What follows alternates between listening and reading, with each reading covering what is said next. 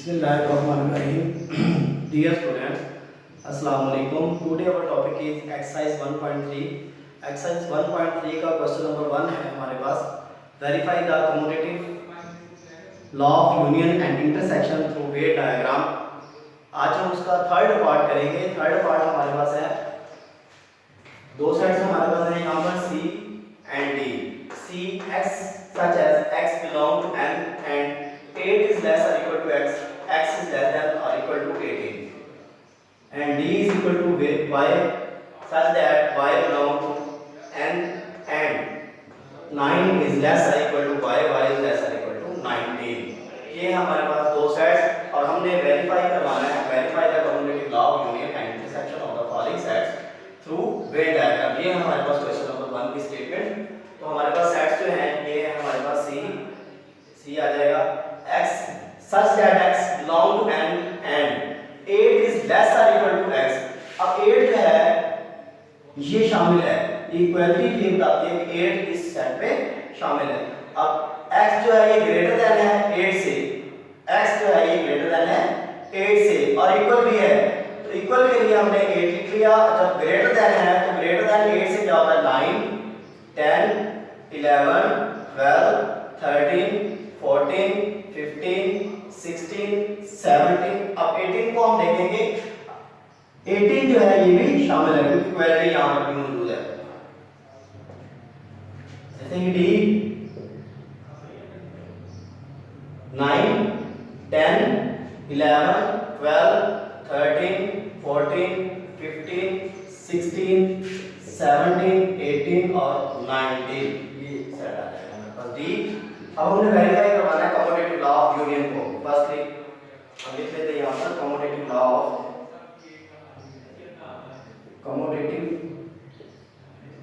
Law of union. तो यहाँ पर जो सेट है हमारे पास C और D, तो C union D is equal to D union C. ये हम वेरीफाई करवाएंगे वेन डायग्राम के जरिए से. लेकिन उससे पहले टेबुलर फॉर्म में left hand side C union D, C set है हमारे पास 8 9 10 टू 18 तक. यूनियन D, D है हमारे पास 9 10 11 12 13 अप टू 19 तक. अब यूनियन के अंदर सारे के सारे एलिमेंट्स अरेंजमेंट में लिख दिए जाते हैं 8 9 10 11 12 13 14 15 16 17 18 और उसके बाद 19 18 19 ये शामिल हो जाएगा. ये हमारे पास आ जाएगा C union D, D union C. अब सेट D पहले लिखेंगे 9 10 11 12 13 14 15 ये कहाँ तक चल रहा है 19 तक. यूनियन C, C है हमारे पास 8 टू 18 8 9 10 टू 18 ये. अब D यूनियन C अरेंजमेंट में सारे के सारे एलिमेंट्स लिखे जाएंगे. जो 2 टाइम्स आएंगे उसे सिंगल टाइम में लिखा जाएगा 8 9 10 11 12 अप टू 18 9. ये आ गई हमारे पास राइट हैंड साइड. अब हम इसकी वेन डायग्राम बनाते हैं. वेन डायग्राम के लिए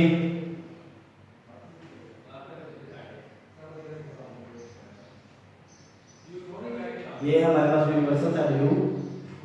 अब यहाँ पर हम देख सकते हैं कि C और D है ये दोनों क्या है ओवरलैपिंग सेट्स हैं. इनमें कुछ एलिमेंट जो है ये काम आ रहे हैं. तो इसके लिए हम डायग्राम इस तरह से बनाते हैं C और यहाँ पर आ जाएगा D, C और D. अब जो कॉमन एलिमेंट्स हैं वो इन दोनों के दरमियान यहाँ पर लिखे जाएंगे. तो कॉमन है कौन से इसमें देख सकते हैं 9 10 11 12 13 14 15 16 17. ये 9 10 11 12 13 14 15 16 17 और 18 ये शामिल है.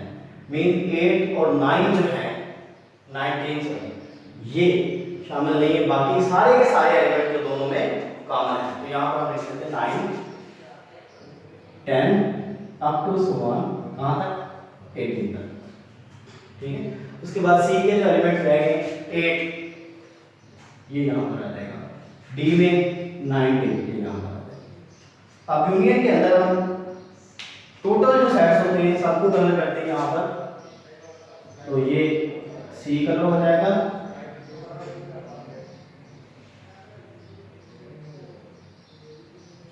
ऐसे ही डी, ये भी कलर होगा,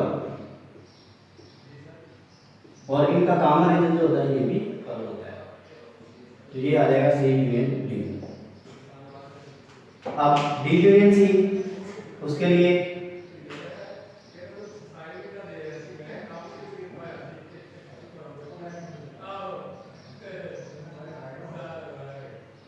डी यूनियन सी, तो ये हमारे पास यूनिवर्सल सेट है, यहाँ पर डी सी, ये दो सेट्स हैं। जो कॉमन है वो यहाँ पर लिखे जाएंगे।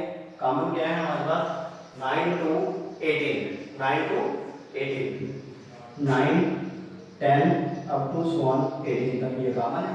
इसके बाद डी का जो एलिमेंट रहेगा 19 है जस्ट, और सी का 8, ठीक है।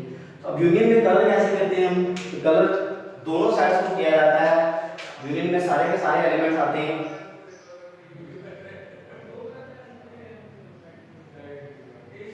ऐसे ही सी भी कलर होगा,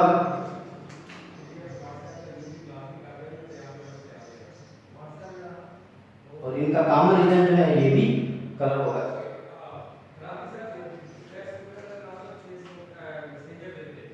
ये आ जाएगा हमारे पास डी यूनियन सी। तो हम देख सकते हैं स्टूडेंट्स, वेन डायग्राम के जरिए से सी यूनियन डी का जो रिजल्ट है वो इक्वल है डी यूनियन सी के। कलर से ही हमें नजर आ रहा है ये, या शेडेड से ये नजर आ रहा है कि सी यूनियन डी का जो रिजल्ट है वो भी डी यूनियन सी का रिजल्ट है। तो हम लिख सकते हैं C union D is equal to D union C. This is the verification of commutative law of union through Venn diagram.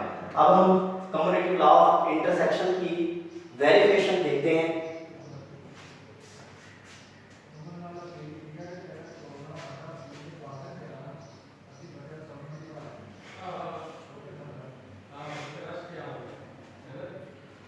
Commutative law of intersection, हम चेंज कर देते हैं इंटरसेक्शन डेफिनेट फॉर्म में। स्टेटमेंट इसकी है C intersection D is equal to D intersection C. तो left hand side हमारे पास आ जाएगी C intersection D which is equal to C. C क्या है हमारे पास 8 9 10 अप टू 18 तक, इंटरसेक्शन 9 10 11 अप टू 19 तक। तो इंटरसेक्शन के अंदर हम जो एलिमेंट्स लिखते हैं वो दोनों में कॉमन जो होते हैं वो लिखते हैं 9 to 18, इधर भी 9 to 18। ये जो एलिमेंट्स है ये कॉमन है 9 10 11 अप टू 18 तक। ये रिजल्ट है हमारे पास सी इंटरसेक्शन डी। ऐसे ही डी इंटरसेक्शन सी अब हम लेंगे, तो डी है हमारे पास 9 10 11 12 अप टू 19 तक। इंटरसेक्शन सी, सी है हमारे पास 8 9 10 अप टू 18 तक। अब डी इंटरसेक्शन सी के अंदर जो एलिमेंट्स आएंगे वो है हमारे पास 8 9 10 अप टू 18 तक। ये आ जाएगा हमारे पास सी इंटरसेक्शन डी के अंदर। हम देख सकते हैं सॉरी 8 नहीं है, यहाँ 8 जो है सिर्फ सी में है, डी में नहीं है। तो 9 10 9 to 18 आ जाएगा, यहाँ पर भी 9 to 18 आ जाएगा। अब हम इसकी वेरिफिकेशन वेन डायग्राम के जरिए से करते हैं। वेन डायग्राम बनाते हैं सी इंटरसेक्शन डी की।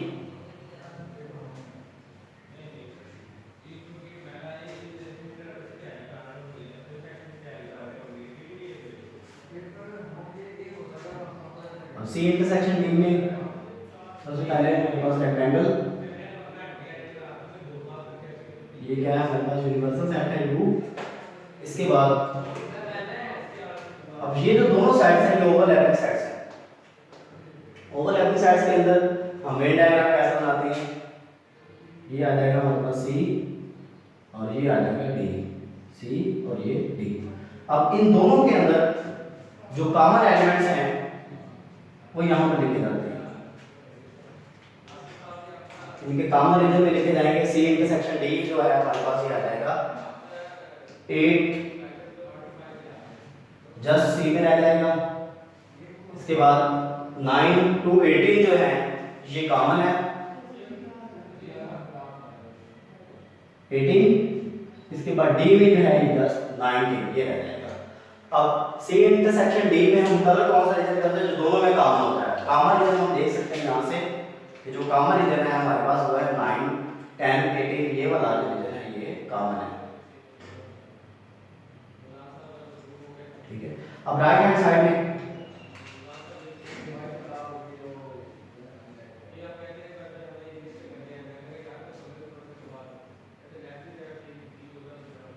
ये यूनिवर्सल सेट डी और सी ये हमारे पास सी सेट। अब इन दोनों में जो कॉमन एलिमेंट्स है वो यहाँ पर लिखे जाएंगे 9 to 18 9 10 to 18। इसके बाद डी में जो जाएगा एलिमेंट 19 है और सी में 18 है। अब कलर कौन सा रीजन होता है जो दोनों में कॉमन है। यहाँ पर हम देख सकते हैं जो दोनों में कॉमन हमें नजर आ रहा है वो ये है।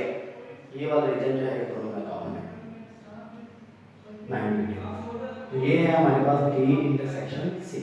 वेन डायग्राम से हम इसको देख सकते हैं कि जो कॉमन रीजन है वो और डी इंटरसेक्शन सी में जो कॉमन रीजन है सेम है। तो हम कह सकते हैं सी इंटरसेक्शन डी जो है ये इक्वल है डी इंटरसेक्शन सी के। This is the verification of commutative law of intersection through Venn diagram. इसके बाद क्वेश्चन नंबर 2 हम स्टार्ट करते हैं। क्वेश्चन नंबर 2 क्या है हमारे पास।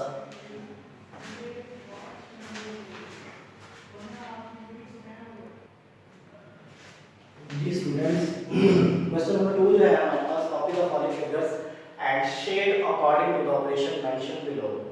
कि इसको हमने देखते हुए इसके ऊपर जो ऑपरेशन अप्लाई किया गया वो नीचे लिखा हुआ ए यूनियन बी। तो हमने इसको शेड करना है। अब हम यूनियन के अंदर हम देखते होते हैं ये हमारे पास यूनिवर्सल सेट है यू, ये ए है और ये बी है। इसकी फिगर हमें ये बता रही है कि ये दोनों जो है ये ओवरलैपिंग सेट्स है और अगर सेट्स ओवरलैपिंग हो तो उसके लिए हम शेड कैसे करते हैं कि ऑपरेशन जो है हमारे पास यूनियन का है। यूनियन में हम क्या करते हैं दोनों को शेड करते हैं। तो अब यहाँ पर हमारे पास ए भी शेड होगा और बी भी शेड होगा हमारे यहाँ पर। और इनका जो कॉमन रीजन है ये भी शेड होगा।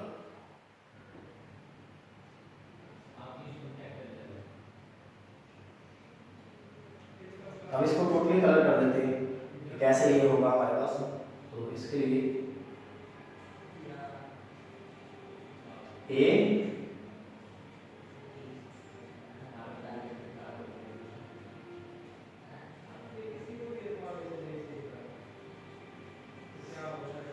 ये भी कलर होगा और ऐसे ही जो बी है हमारे पास ये भी कलर होगा।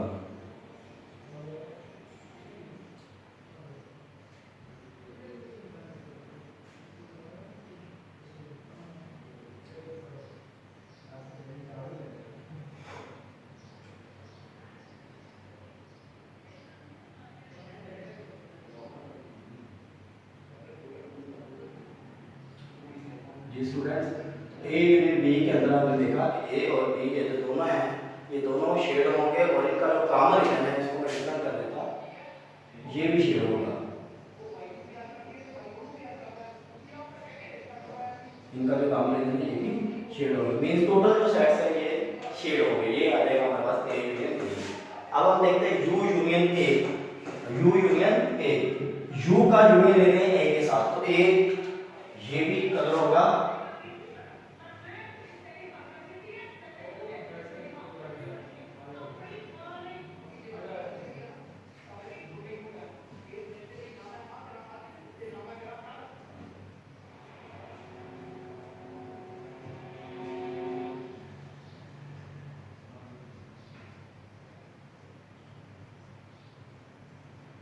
ए जो है हमारे पास ये टोटल कलर होगा और यू यू भी कलर होगा, ये भी कलर होगा।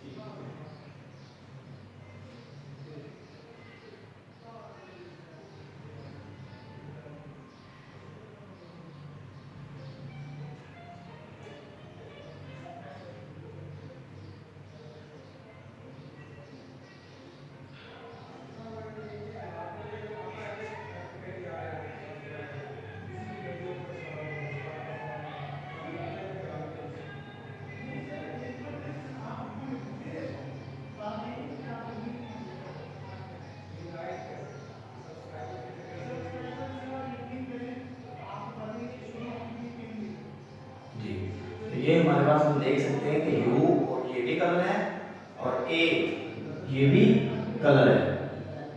मीन्स कि दोनों सेट्स जो हैं हमारे पास कलर हैं और यूरिन के अंदर हम यही करते होते हैं, यूरिन में हम यही अप्लाई करते हैं कि दोनों को शेड किया जाएगा।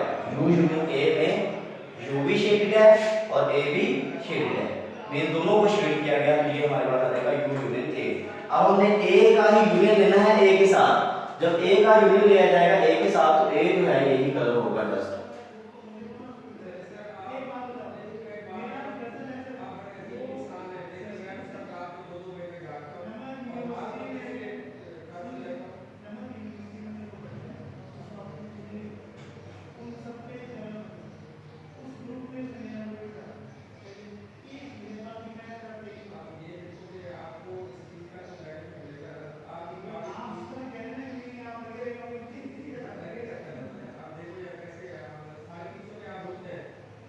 तो ए जो है ये कलर हो जाएगा हमारे पास, ये बन जाएगा A union A.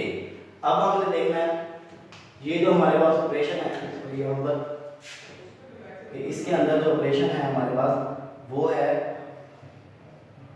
A intersection B, A intersection B. और यहाँ पर हम देख रहे हैं कि जब इनका इंटरसेक्शन किया जाएगा, ए का बी के साथ इंटरसेक्शन किया जाएगा, तो बी जो है ये सबसेट है ए का, बी जो है ये सबसेट है ए का। मींस कि बी के सारे एलिमेंट जो हैं वो ए में मौजूद है, तो जस्ट इंटरसेक्शन के अंदर हम वो रीजन शेड करते हैं जो दोनों में काम होता है। बी जो है ये ए में मौजूद है, इस वजह से जस्ट बी जो होगा ये शेड होगा।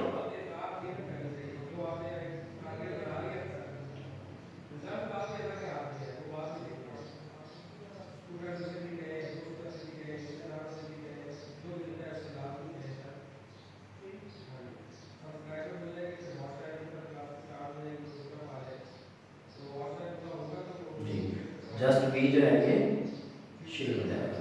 इसके बाद है यू इंटरसेक्शन ए। अब यू इंटरसेक्शन ए के अंदर हम देख रहे हैं कि जब ए है ये छोटा सा है, मींस कि यू में ही ए मौजूद है, तो इंटरसेक्शन के अंदर वो रीजन हम शेड करते हैं जो दोनों में काम होता है। ए जो है ये यू में मौजूद है, ए जो है यू में मौजूद है, या ए जो है ये सबसेट है यू का, तो जस्ट ए जो है ये शेड हो जाएगा।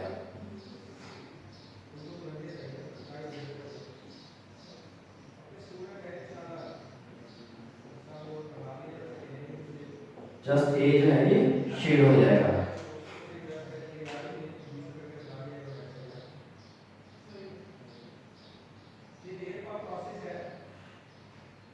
ठीक है, तो अब यहाँ पर ए इंटरसेक्शन ए का ही इंटरसेक्शन लिया जा रहा है ए के साथ। जब किसी भी सेट का उसी के साथ ही इंटरसेक्शन लिया जाए तो वही सेट आ जाता है हमारे पास। It means A intersection A जो है ये हमारे पास आ जाएगा ए ही, तो ए जो है ये कलर होगा।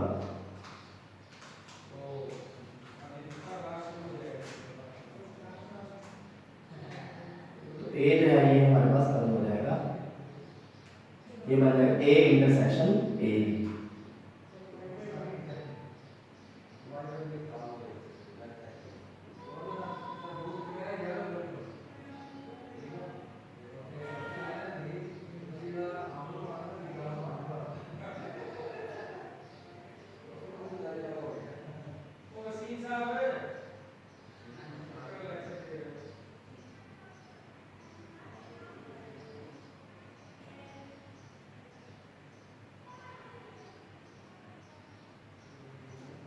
जी क्वेश्चन नंबर 2 जो है हमारे पास ये ए इंटरसेक्शन ए, इसका लास्ट पार्ट था हमारे पास, तो ए ही जस्ट कलर हो जाएगा। ये था क्वेश्चन नंबर 2 जिसमें हमें मुख्तलिफ फिगर जो है वो दी गई थी, मुख्तलिफ वेव डायग्राम दी गई थी, हमने ऑपरेशंस देखकर उन पर कलर किया, उनको शेड किया।